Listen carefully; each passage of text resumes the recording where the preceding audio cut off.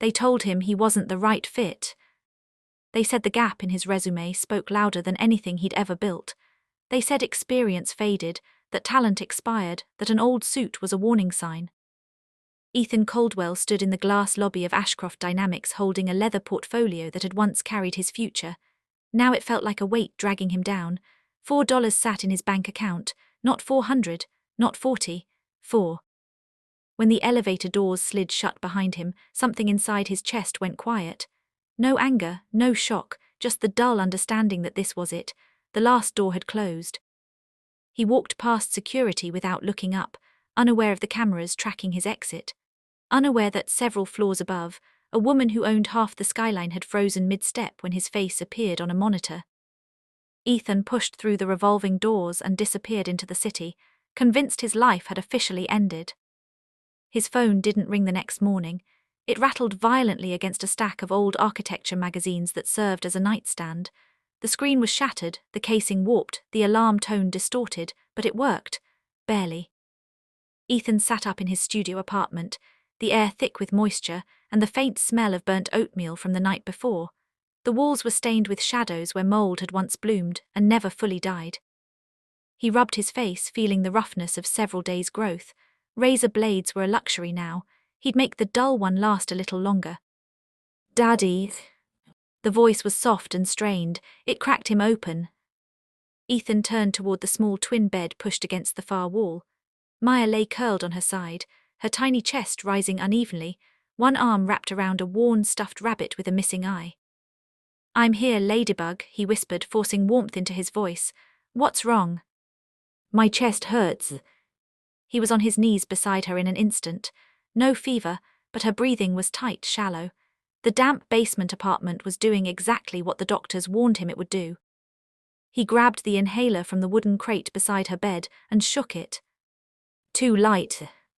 "Okay," he said softly, hiding the fear in his throat. "Deep breath, like you're blowing out a giant candle." She inhaled, coughed once, then again. Slowly the wheezing eased. Maya drifted back to sleep. Ethan stayed there, watching her chest rise and fall, hands trembling. He didn't just need money. He needed rescue. The suit waited for him in the closet. Charcoal grey, 5 years old, bought back when life still made sense, when Sarah was alive, when his career was climbing and the future felt solid. He pulled it free and ran his fingers over the thinning fabric at the elbows. It was clean, carefully pressed, treated like armor. He dressed slowly, deliberately. "This is it," he told his reflection in the bathroom mirror, the glass clouded and peeling at the edges. "A junior analyst role, you're overqualified. You've done harder things half asleep." He dropped Maya off with Mrs. Higgins upstairs. The elderly woman looked him over and smiled. "You look like a movie star," she said, patting his cheek. "Go get your job." He walked to the subway to save the bus fare, the Chicago wind slicing through his thin dress shirt. He hugged his leather portfolio to his chest. Inside were his resume and the sketches, designs he'd drawn late at night when grief wouldn't let him sleep, buildings that filtered air, bridges shaped like wings, structures meant to heal. Dreams no one had asked for. Ashcroft Tower rose from the pavement like a blade of glass cutting into the grey sky. The receptionist barely looked at him before her eyes dropped to his shoes, then back up. 40th floor, she said. "Don't touch the glass." The elevator ride felt like a descent instead of a climb. The 40th floor smelled like money, espresso, leather, ozone. The silence was intentional, strategic. Ethan waited 45 minutes. He knew what that meant. Simon Draxler's office was larger than Ethan's entire apartment. Simon didn't stand when Ethan entered. He was younger than expected, polished, cruel in the effortless way that came from never having needed mercy. He skimmed the resume with 2 fingers. MIT, top of your class. Helix Corp. Simon paused, then smiled thinly. And then nothing, 3 years. He leaned back. "Prison." "My wife died," Ethan said evenly. "I became the sole caregiver for my daughter." Simon laughed softly. "In this industry, 3 years is a lifetime. Everything you knew is obsolete." Ethan tried to explain. Freelance work, updated certifications, new software. Simon waved it away. "We're not hiring a dreamer," he said. "We need someone to plug numbers into spreadsheets, not someone who thinks he's the next great visionary." He stood, circling Ethan. "Your suit is worn, your shoes are tired. Ashcroft sells confidence, you sell desperation." The resume landed in the trash. "Get out." As Ethan turned, the strap of his portfolio caught on the door handle. Leather snapped. The contents spilled across the pristine white carpet, charcoal sketches, intricate designs, impossible beauty. "Clean up your trash," Simon said without turning around.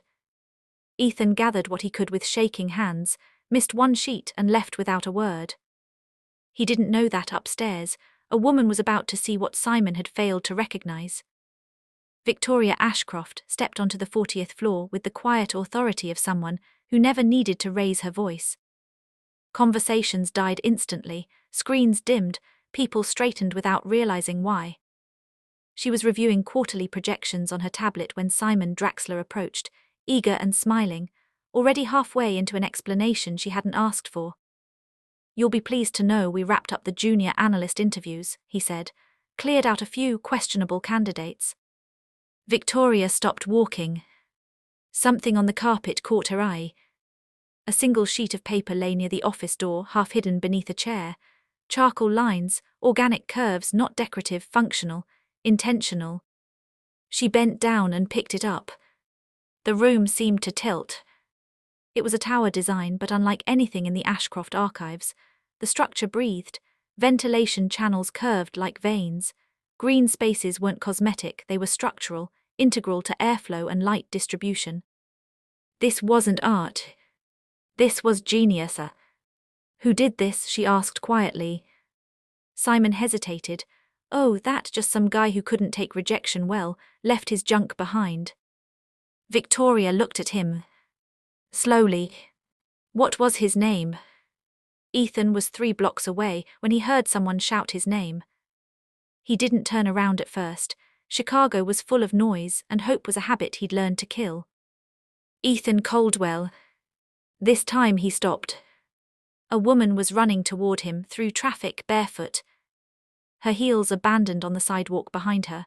Her coat flared open in the wind, hair loose, expression fierce and focused. She skidded to a halt in front of him, breathing hard. "You forgot this," she said, holding out the sketch he'd missed.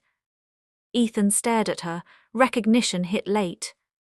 "Victoria Ashcroft." I'm sorry," he said automatically. "I didn't mean to." "Stop," she said. "You didn't do anything wrong." People were staring, cars honked, she didn't care. "Why did you design a tower that filters asthma triggers out of the air?" she asked.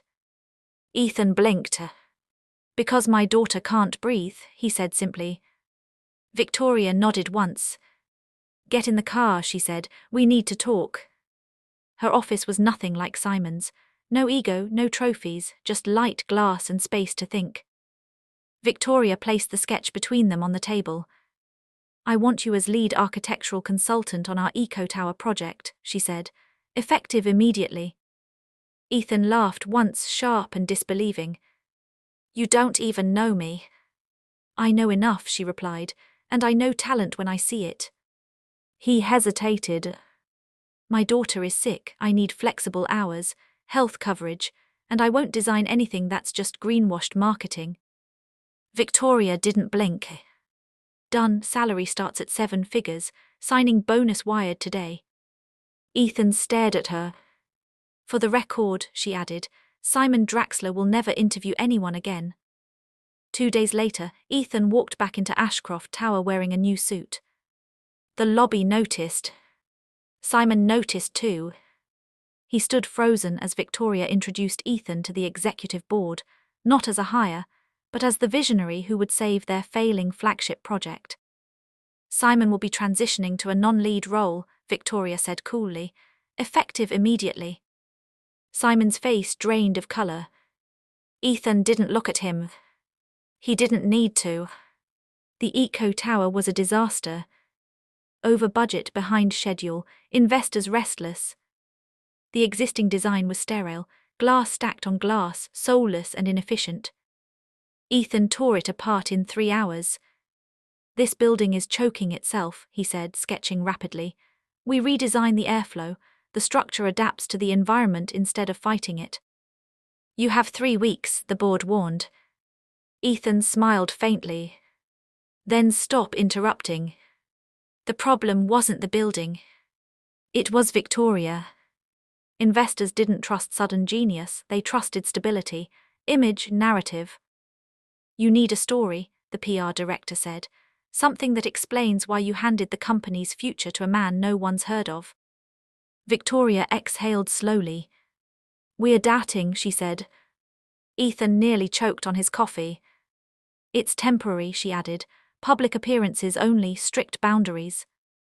Ethan hesitated, then nodded. For my daughter, he said. Victoria met his eyes. For both of us. The relationship was supposed to be simple.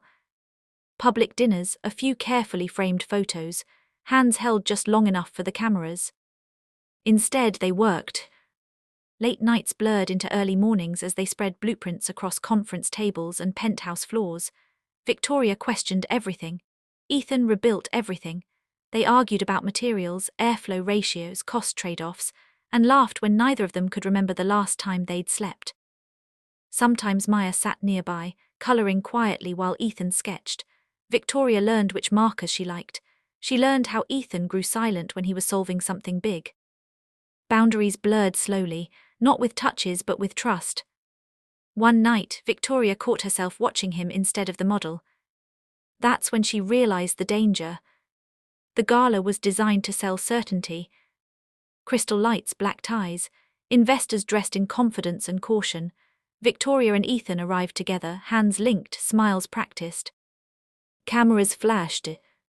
Simon Draxler watched from across the room, nursing a drink and something far more bitter. On stage, Victoria spoke first, numbers, projections, reassurance. Then she stepped aside. Ethan Caldwell, she said, the architect behind the Living Tower. Silence fell. Ethan took the podium, heart pounding, Maya's inhaler heavy in his pocket like a talisman. This building isn't about profit margins, he began. It's about survival. The room leaned in. The screens lit up. The Living Tower unfolded layer by layer, adaptive ventilation, internal gardens, filtered air corridors, self-regulating temperature zones. A building designed to breathe with the city instead of suffocating it. My daughter has chronic asthma, Ethan said quietly. I designed this because no child should have to fight for every breath. The room went still. Then applause, rising, genuine. Investors stood, phones lifted, the narrative locked into place. Victoria felt something in her chest break open. For the first time, the future looked real.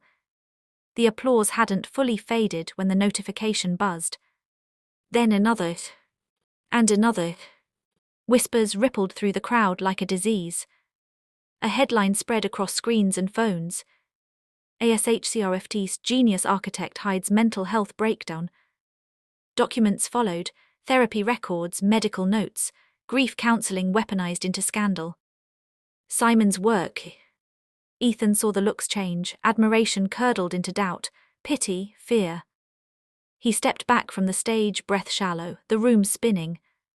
Without a word, he turned and fled. Victoria called his name. He didn't stop. The hospital smelled like antiseptic and panic. Maya lay in the bed, oxygen mask fogging with each fragile breath. An asthma attack worse than the others, triggered by stress, the doctor said gently. Ethan sat beside her, hollow. He'd failed again. He pressed his forehead to the edge of the bed, hands shaking. I'm sorry, he whispered. I tried. Outside the room, footsteps stopped. Victoria stood there, phone in hand, eyes blazing, not with fear but with resolve. And for the first time, she wasn't choosing the company. She was choosing him. Victoria didn't raise her voice. She didn't need to. The boardroom went silent as she placed her phone on the table, the leaked documents displayed clearly for everyone to see. This ends now, she said. Simon Draxler abused internal access, violated privacy law, and attempted to sabotage a project valued at 9 figures. Someone tried to interrupt. She cut them off with a glance. He's fired, effective immediately. Legal action is underway. A pause. If anyone here believes brilliance is a liability, she continued, you're welcome to resign and test that theory elsewhere. No one moved. An hour later, Simon was escorted out of the building he once thought he owned. Victoria went straight to the hospital. Maya slept peacefully for the first time in days. The new medication helped, so did the private room, clean air, no mold, no damp walls slowly stealing her breath. Ethan sat beside the bed, exhausted beyond words. Victoria stood quietly near the window. You didn't ruin anything, she said finally. You trusted the wrong person, that's not a flaw. Ethan shook his head. I dragged my daughter into a war she never asked for. Victoria crossed the room and knelt beside him. No, she said softly, you built her a future. When Maya woke, she smiled at Victoria and held out her stuffed rabbit. Daddy says you make buildings that help people, she whispered. Victoria's throat tightened. I try, she said. That night she stayed. Not as a CEO. Not as a headline. As family. The alarm went off at 2:17 a.m. Structural breach, lower levels, unauthorized access. Ethan was out of bed before the call ended. At the site, chaos ruled, flickering lights, emergency crews, half-finished steel groaning under stress. Someone had overridden the environmental controls. Pressure was building in sections never meant to be sealed. This wasn't an accident, Ethan said, scanning the data. He wants it to fail publicly. Victoria's jaw tightened. Can you stop it? Ethan didn't answer. He was already running. He climbed scaffolding with hands raw and bleeding, rerouting systems manually, opening vents that had to breathe or collapse. Alarms screamed. Steel screamed louder. Minutes stretched. Then release. The structure stabilized. Sirens faded. Below, police dragged Simon Draxler from the site, still shouting about stolen credit and ruined genius. Ethan didn't look at him. He looked up at the tower, standing alive. Dawn broke slowly over the construction site. The living tower stood intact, steel catching the early light, systems humming steadily as if the building itself had exhaled after holding its breath all night. Engineers confirmed it one by one. No structural damage, no long-term risk. Ethan's last-minute rerouting hadn't just saved the project, it had improved it. By noon, the story had flipped. Headlines no longer spoke of scandal, but of sabotage, of a disgraced executive arrested on site, of an architect who physically climbed his own creation to keep it alive. Ethan gave no interviews. He stood on the observation deck with Victoria, watching sunlight spill through the internal gardens exactly as he'd designed. You did this, she said. He shook his head. We did. For the first time in years, he didn't feel like he was surviving. He felt like he belonged. A year later, the living tower opened to the public. The air inside was clean, measurably, provably clean. Children with asthma ran through open corridors without wheezing. Plants climbed walls that were meant to hold them. The building adjusted itself to weather, traffic, and breath. Maya pressed her palm to the glass and laughed. She hadn't needed her inhaler in weeks. Ethan watched her from a distance, Victoria's hand resting naturally in his. No cameras, no contracts, just quiet certainty. The city had changed, slowly then all at once. And so had they. Some buildings were made to impress. This one was made to heal.